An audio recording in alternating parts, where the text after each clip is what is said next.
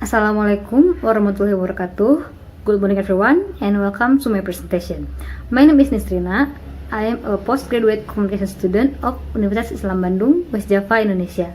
At this opportunity, I will present to you about my presentation titled Phenomenon of Indian Ethnic Business Communication in Bandung City, West Java, which is submitted to Social and Humanities Research Symposium or SoRes and is organized by Universitas Islam Bandung. My presentation is divided into 4 sections. Firstly, the introduction. Secondly, the method. Thirdly, the result. And finally, the conclusion. I'll begin with the introduction.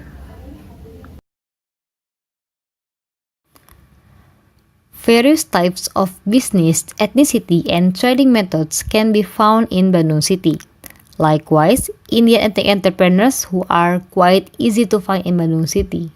The author is interested in raising this phenomenon because many Indian ethnic entrepreneurs also work as entrepreneurs, especially in the textile business. Interethnic communication occurs when migration from different ethnicities to areas that have different ethnicities. When these migrants intend to settle in the area, they need to adapt to the area both in terms of customs, language, culture, and others. In the adaptation process, difficulties will arise, both cognitive and affective.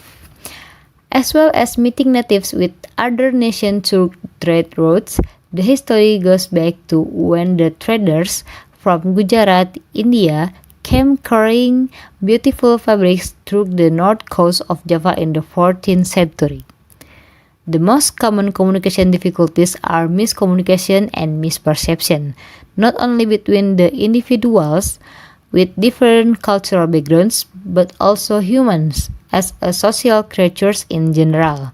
Even between buyers and sellers, there can be miscommunication and misperceptions because there are differences in motivations, perceptions, and interests between the sellers and the buyer. Buyers want to buy as cheaply as possible, while sellers want to make the most of their profit and get a sustainable deal. That's why researching business communication, especially in the study related to business communications by Indian ethnic entrepreneurs, is interesting to do. This study used qualitative research method assisted by the symbolic interaction theory of George Herbert Mead. To answer this research question, the author used a scalpel from Alfred Schutz's glasses in a phenomenological approach, namely meaning and motive. Data collection techniques in the study by conducting interviews, observation, and documentation. The subjects of this study were 3 business communication actors, namely textile entrepreneurs in the city of Bandung with Indian ethnicity from 3 different shops. The entrepreneur is an Indonesian citizen of Indian descent, domiciled in the city of Bandung, has been in business for 5 years, and has experience interacting with buyers directly in conducting business negotiation.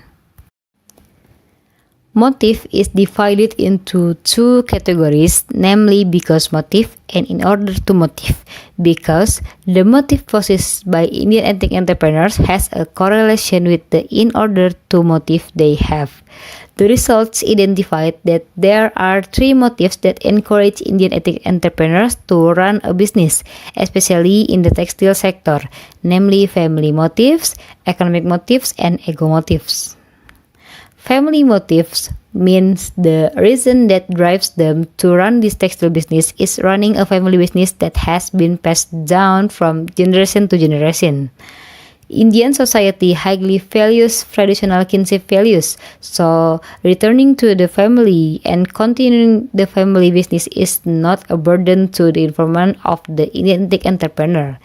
This is because traditional Indian culture has a relatively strict social hierarchy.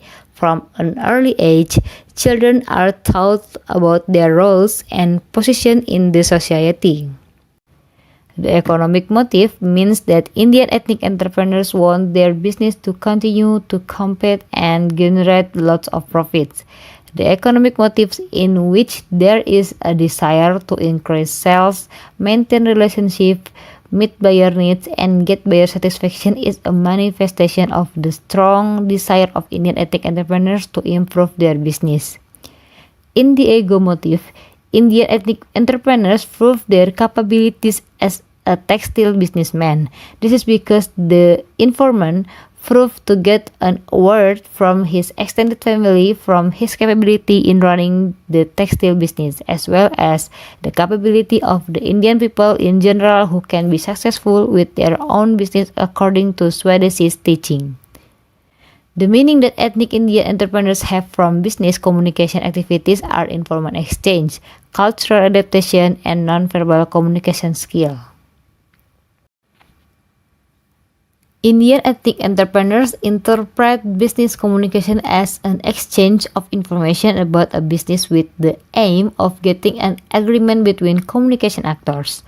Cultural adaptation means that Indian ethnic entrepreneurs start business communication by looking at the country of origin of their buyer first, then adjusting to the language used and anticipating the different ways of communicating that might occur. Nonverbal communication skills are defined as communication that involves limbs, which includes facial expression, body movements, which have their own meaning to mark a particular purpose.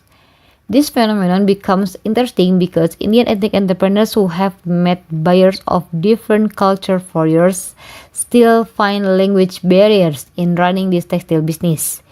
In addition, even though the three informants are of Indian ethnicity, they have different ways of conducting business communication, including the impression they appear as a shop owner and the boss of their employees. There are three Indian ethnic entrepreneurs who become informant in this study, two of whom are Hindus and one is Muslim. This religious aspect is also interesting to discuss because in addition to interpreting business communication activities as a way to increase business profits and help consumer, there is a belief that they have according to their beliefs. The conclusion of this study is that the phenomenon of Indian ethnic business communication that occurs in Bandung is inseparable from the historical role, namely the meeting between natives and Indian ethnicities through the roads. These Indian ethnic entrepreneurs have motives and meanings in carrying out business communications in their business activities.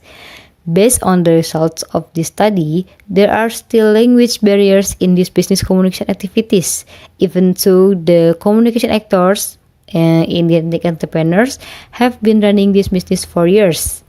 Indian ethnic entrepreneurs are also adaptive in conducting business communication activities. They adjust their position with the interlocutor. Their communication style can be different depending on who they are talking to. Apart from worldly backgrounds, Indian ethnic entrepreneurs also have their respective beliefs, which they believe is one of the religious elements in running their business. Thank you for watching my video. Wassalamualaikum warahmatullahi wabarakatuh.